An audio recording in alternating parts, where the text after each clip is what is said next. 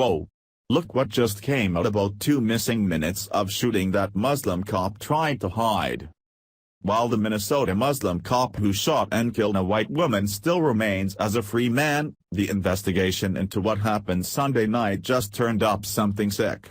In the course of combing through the timeline of those horrific minutes to determine if Officer Mohammed Nur is innocent as he says he is or will face prison time for his crime, authorities came across 2 crucial minutes in Justin Damon's death that the Somali cop had tried to hide. The original account of the events leading up to Damon's death was that she had come up to the driver's side of the patrol car driven by Officer Matthew Harity to explain what she had witnessed regarding an assault. Nur was in the passenger seat, and while the pajama-clad Damon was calmly talking, he reached across his partner and shot her in the abdomen. There was question about the cell phone in her hand found near her body after as having been confused for a weapon. Another account from Nur's stunt partner on the scene came out after, but it's the revelation of a specific 2 crucial minutes, which is now the most important to this horrifying story and Nur's fate. About 36 hours after the original report, Harity broke his silence on what he said really happened, which was that Damon was walking toward the car when she was shot as a response to Nur being startled by a loud noise.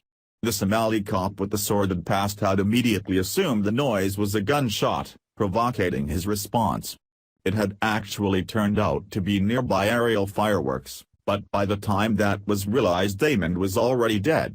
Now Nur is refusing to comply with authorities after being asked about a couple minutes missing from the timeline of the shooting. Despite being an officer, Nur had found himself on the wrong end of the law in the last couple of years with multiple complaints being filed against him. He still kept his badge and position without any recourse to the complaints. Now that he's not getting away with his actions, he's refusing to talk to authorities about what happened Sunday night. Specifically when investigators questioned what happened between 11:39 and 11:41. His defiance seems to show some level of guilt since most innocent people would want to defend themselves, rather than not cooperating at all, as Nur is doing. The incident is causing public outcry, but Nur told the Bureau of Criminal Apprehension that he will not provide an interview about the incident, Dennis Michael Lynch reported. His body cam was also turned off during the shooting at Damon's residence. The calls into the station from the officer's radio seem to reveal something that certainly doesn't look good for Nur. Pamela Geller providing the timeline as follows.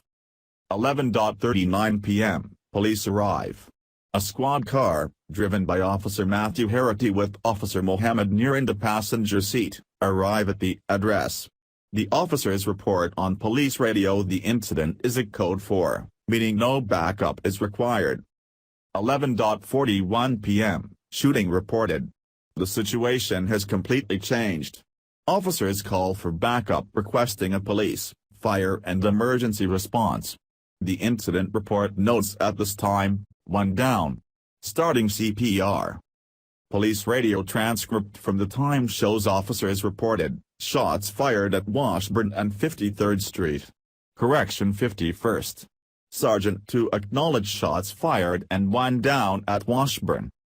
11:46 p.m., police radio in to confirm there are no suspects at large. In the 2 missing minutes in this timeline that Nur is trying to hide with what seems like lies, is likely the reality of what happened. He's telling his friends, not authorities, that he accidentally shot his gun at the sound of a loud noise. This Barney Fife is either completely untrained in trigger discipline and basic weapons handling, or acted with the motive in mind that he's not wanting to come out. Considering that he has 3 violent claims against him already for which he was never punished for, then perhaps he thought this would just be number 4 that would be forgiven and forgotten. Minnesota's crackpot mayor, Betsy Hodges, has already taken a stand for his defense by stating that she's with our Somali community. We can't compound the tragedy of Justine Damon's death by turning to racism, she said on Twitter in the wake of this horrific act. Nobody seems to have a problem with racism when a white cop shoots a black thug in the commission of a crime but cries about this when an innocent woman in her pajamas is killed by a Muslim officer. The double standard runs disgustingly deep and Justine Damon deserves justice. Near better start talking or his silence should serve as an admission of guilt of an intentional crime committed against another woman in his long list of offenses against females. His only defense of his actions is that he was just following his religion of Islam when committing these atrocities. Thanks for watching. Please subscribe Breaking News 365 channel. Goodbye and see you again.